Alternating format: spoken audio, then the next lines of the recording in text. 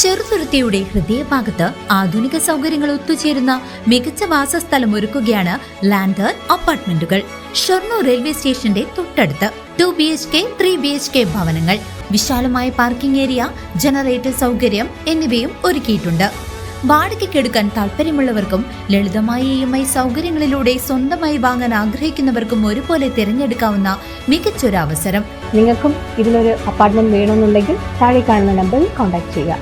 8086 3999995 8086 7999992. കാൽപന്ത് കളിയുടെ ആവേശം ആര്യമ്പാടം മണ്ണിലേക്ക് വീണ്ടും എത്തുന്നു. CM അബ്ദുള്ള മാസ്റ്റർ മെമ്മോറിയൽ 4ാമത് അഖിലേന്ത്യാ സെവൻസ് ഫുട്ബോൾ ടൂർണമെന്റ് ഫെബ്രുവരി 7 ശനിയാഴ്ച ആരംഭിക്കും. ആര്യമ്പാടം EKN ഗ്രന്ഥശാലയുടെ ആഭിമുഖ്യത്തിൽ നടക്കുന്ന ടൂർണമെന്റിൽ വിദേശ താരങ്ങൾ ഉൾപ്പെടെയുള്ള പ്രമുഖ ടീമുകൾ മാറ്റുരയ്ക്കും. Aryampadam Sarvodayam higher secondary school ഗ്രൗണ്ടിലാണ് ഫുട്ബോൾ ആരാധകർക്കായി 17 ദിവസം നീണ്ടുനിൽക്കുന്ന വിരുന്നൊരുക്കിയിരിക്കുന്നത്.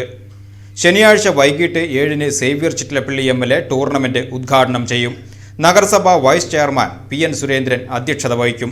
വിദേശ താരങ്ങളടക്കം അഖിലേന്ത്യാ രജിസ്ട്രേഷനുള്ള 16 പ്രമുഖ ടീമുകളും 16 പ്രാദേശിക ടീമുകളുമാണ് ഇത്തവണ ടൂർണമെന്റിൽ പങ്കെടുക്കുന്നത്.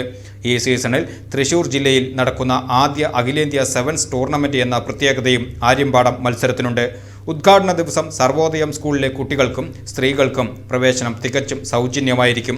6000 പേർക്ക് ഇരിക്കാവുന്ന വിപുലമായ സ്റ്റേഡിയ സൗകര്യമാണ് മത്സരത്തിനായി തയ്യാറാക്കിയിരിക്കുന്നതെന്ന് ഭാരവാഹികൾ വാർത്താസമ്മേളനത്തിൽ അറിയിച്ചു. അഖിലേന്ത്യാ തലത്തിലുള്ള 17 ടീമുകൾ, അതോടൊപ്പം തന്നെ പ്രാദേശിക തലത്തിലുള്ള 17 ടീമുകളാണ് ഇതിൽ മത്സരിക്കുന്നത്.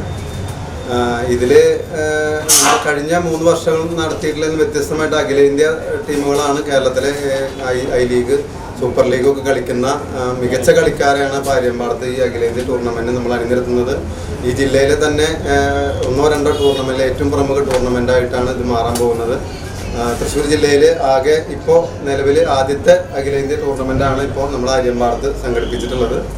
അപ്പോൾ നമ്മൾ ഈ ഇതിനുള്ള ഒരു ലോഗോ പറഞ്ഞിരിക്കുന്നത് തന്നെ ഫുട്ബോളാണ് ലഹരി എന്നാണ്. 10-75 കുട്ടികളെ നമ്മൾ ഇതിലേക്ക് അടുപ്പിച്ച് ദിവസം കളിക്കാനും അതിനോടൊക്കെ പ്രചോദനം ഉണ്ടാകുന്നതിന് വേണ്ടിയിട്ടുള്ള ഒരു വേദിയാണ് നമ്മൾ ഒരുക്കിയിരിക്കുന്നത്.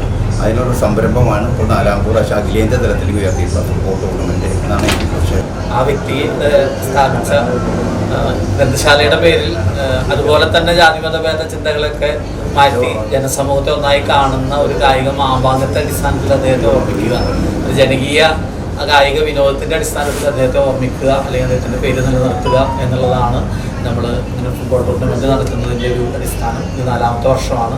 EKൻ്റെ ഈ ഒരു പദ്ധതിയുടെ ഒരു വിഭാഗം എന്ന് പറഞ്ഞിട്ടുണ്ടെങ്കിൽ നമ്മുടെ ചുറ്റുപാടുമുള്ള പ്രദേശങ്ങൾ കുട്ടികൾ തന്നെ പറയുന്നത് ഞങ്ങൾ കളിക്കാനൊരു ഇടമില്ല എന്ന് പറഞ്ഞത്.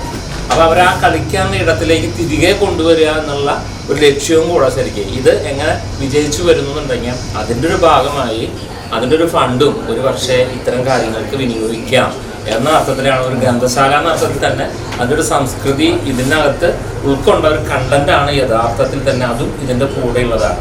ഫെബ്രുവരി 25 നടക്കുന്ന സമാപന സമ്മേളനത്തിൽ K Radhakrishnan MP, AC Moideen MLA, നഗരസഭാ ചെയർപേഴ്സൺ മിനി അരവിന്ദൻ തുടങ്ങിയവർ പങ്കെടുക്കും.